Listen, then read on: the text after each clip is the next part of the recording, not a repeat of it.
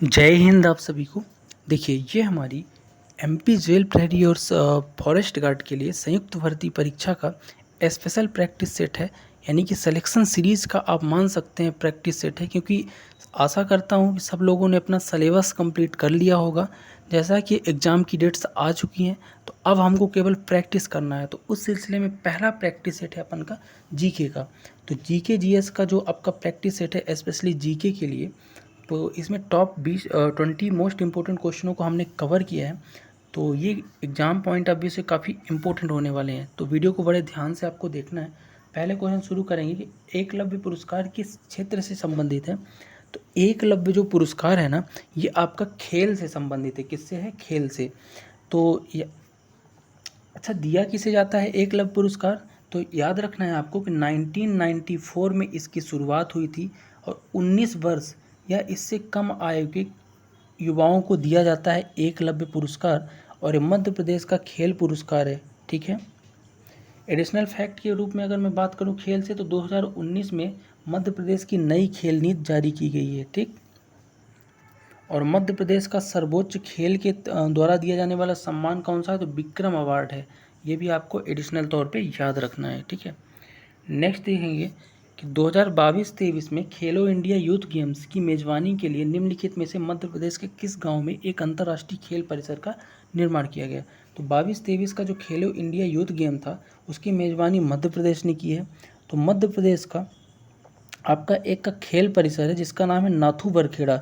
जहाँ तक है ये भोपाल के आसपास का क्षेत्र है नाथू बरखेड़ा। तो यहाँ पे एक खेल परिसर बनाया गया था खेलो इंडिया यूथ गेम 2022-23 के लिए। तो आपको ये याद रखना है। ठीक है।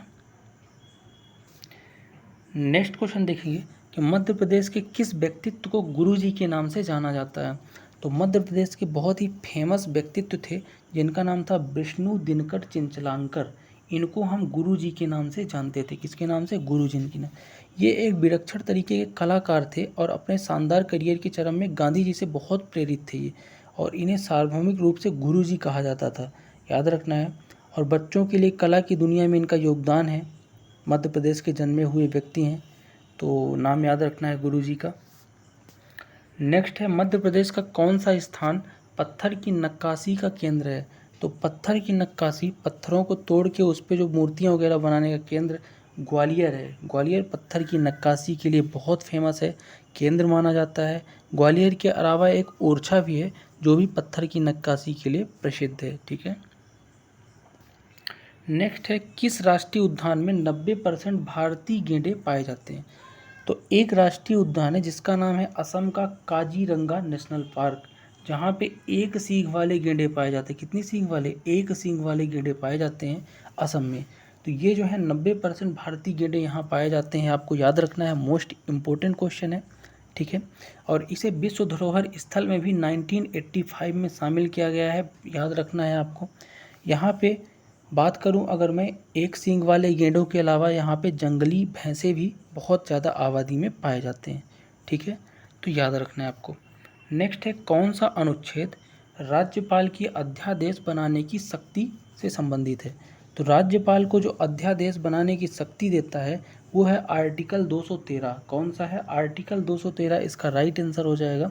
मैं अगर अध्यादेश की बात करूं तो राज्यपाल को ये शक्ति है कि जब राज्य में विधानमंडल का सदन का सत्र न चले, कहने का मतलब जो विधानसभा का सत्र होता है, प्रश्नोत्तर होता है विधानसभा सत्र में, स्पीकर के सामने विधायक मंत्री एक दूसरे से प्रश्न पूछते हैं, उसी समय जनरली कानून बनाया जाता है, कोई विधेयक पेश किया जाता है। लेकिन होता क्या है कि हमेशा साल भर तो चलता नहीं रहता है। संसद हो चाहे आपका विधानमंडल हो, विधानसभा का साल भर तो ये सत्र चलता नहीं है, एक आध महीने चलता है बीच बीच में।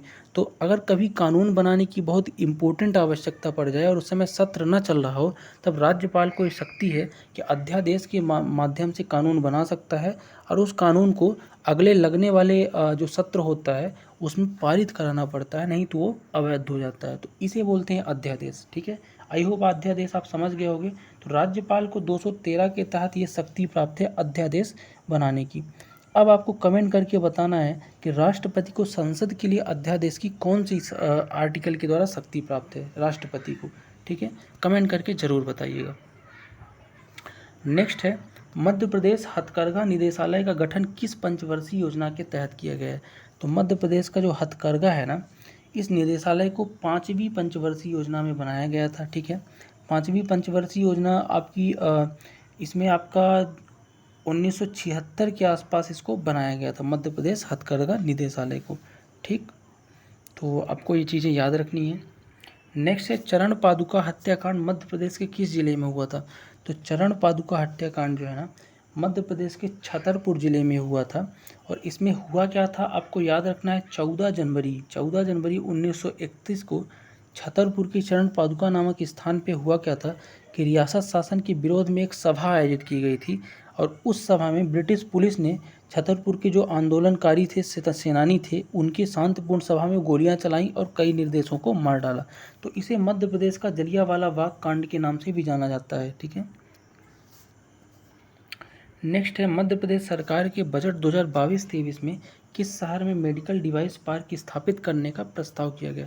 तो 2022-23 में मध्य प्रदेश के उज्जैन में मेडिकल डिवाइस पार्क बनाया जाना प्रस्तावित है, आपको याद रखना है। ठीक है, नेक्स्ट है भारतीय अंतरिक्ष कार्यक्रम के जनक कौन है? तो भारतीय अंतरिक्ष कार्यक्रम के जो जनक है ना, उनका नाम क्या था? विक्रम साराभाई, या फिर बोल सकते हो डॉक्टर विक्रम अम्बालाल साराभाई। भारतीय अंतरिक्ष कार्यक्रम के जनक यही हैं।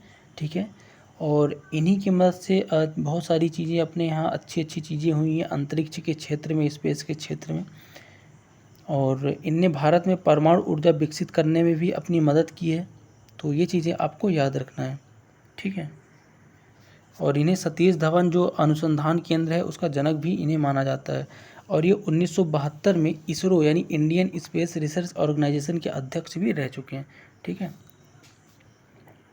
नेक्स्ट है निम्नलिखित में से किसकी स्थापना 16वीं शताब्दी में राजा रुद्र प्रताप सिंह द्वारा की गई? तो राजा रुद्र प्रताप सिंह बुंदेला जो हैं आपके ओरछा के थे, और ओरछा का ही स्थापना किसने किया था? राजा रुद्र प्रताप बुंदेला ने किया था। ठीक है, तो आपको ये चीज़ें याद रखनी है। नेक्स्ट देखेंगे कि कर्क रेखा भारत के कितने राज्यों से होकर गुजरती है? कर्क रेखा जो आपकी अक्षांश में 23.5 डिग्री ऊपर की तरफ होती है, तो भारत में ये कितने राज्यों से होकर गुजरती है आपको ये बताना है। तो ये टोटल 8 राज्य ऐसे हैं जिसमें भारत की कर्क रेखा गुजरती है। ठीक है, तो आपको ये चीज़ें याद रखना है। अगर मैं 8 राज्यों की बात करूँ तो आप ध्यान से सुनना, मैं लिख नहीं रहा हूँ, केवल बता रहा हूँ आपको। गुजरात, राजस्थान पश्चिम से घुसेगी पूर्व तरफ जाएगी। गुजरात, राजस्थान, मध्य प्रदेश, छत्तीसगढ़, झारखंड, पश्चिम बंगाल, त्रिपुरा और मिजोरम। ठीक है, तो ये 8 राज्य आपके हैं।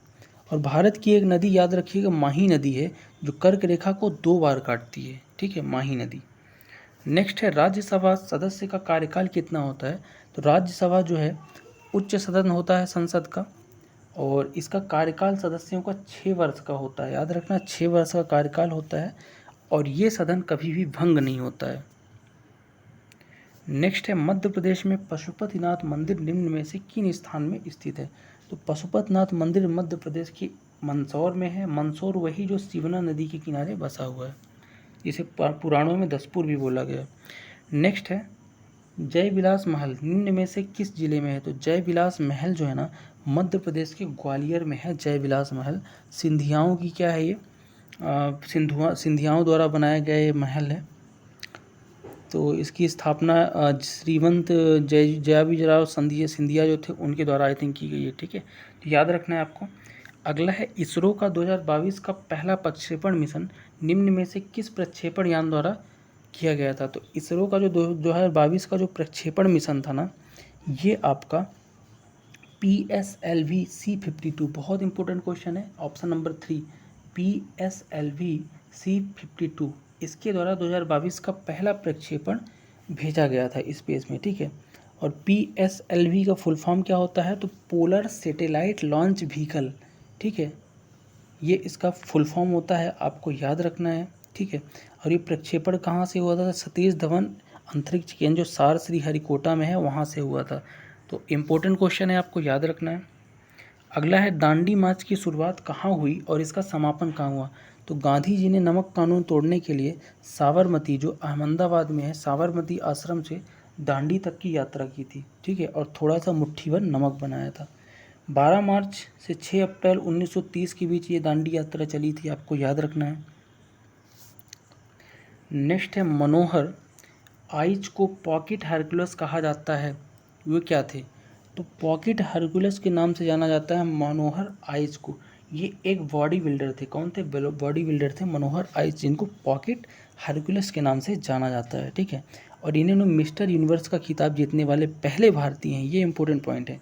मिस्टर यूनिवर्स का खिताब जीतने वाले पहले भारतीय कौन है? मनोहर आइच, जिनको पॉकेट हरकुलस के नाम से जाना जाता था, ठीक। क्योंकि इनकी लंबाई क्या थी? 4 फीट 11 इंच की थी। नेक्स्ट है चिंकारा मध्य प्रदेश राज्य में लोकप्रिय एक डॉट डॉट क्या है? तो चिंकारा। तो चिंकारा मध्य प्रदेश का एक संयुक्त वाद्य यंत्र है। क्या है? बजाने वाला संयुक्त वाद्य यंत्र है चिंकारा, जो आपका किससे बनता है? लकड़ी, स्टील और चर्मपत्र से बनता है, ठीक है। मध्य प्रदेश, राजस्थान वगैरह में ये बजाया जाता है, तो याद रखना है आपको। नेक्स्ट और आज का लास्ट क्वेश्चन देखेंगे, तानसेन समारोह कहाँ मनाया जाता है? तो ये मध्य प्रदेश के ग्वालियर में मनाया जाता है तानसेन समारोह, जो आपका 5 दिन चलता है। कितने दिन चलता है? 5 दिन चलता है, जो तानसेन की कब्र के बाद मनाया जाता है, ठीक है। तानसेन की बात करूँ तो ये इनका पूरा नाम क्या था? रामतनु मिश्रा नाम था, मिश्रा या पांडे, ठीक है। और अकबर के दरबार के नवरत्नों में से एक ये थे, और रीवा के राजा रामचंद्र के द्वारा इनको अकबर यहाँ से ले गए थे, ठीक है। तो ये जो कुछ इंपॉर्टेंट फैक्ट्स है आपको याद रखना है। और ये था आज का पूरा सेगमेंट प्रैक्टिस सेट जीके के लिए, फॉरेस्ट गार्ड और जेल प्रहरी की संयुक्त भर्ती परीक्षा के लिए। बाकी वीडियो के बारे में जो भी सजेशन है तो कमेंट बॉक्स में सजेशन जरूर दीजिएगा, ठीक है। मिलते हैं नेक्स्ट वीडियो में, तब तक के लिए जय हिंद।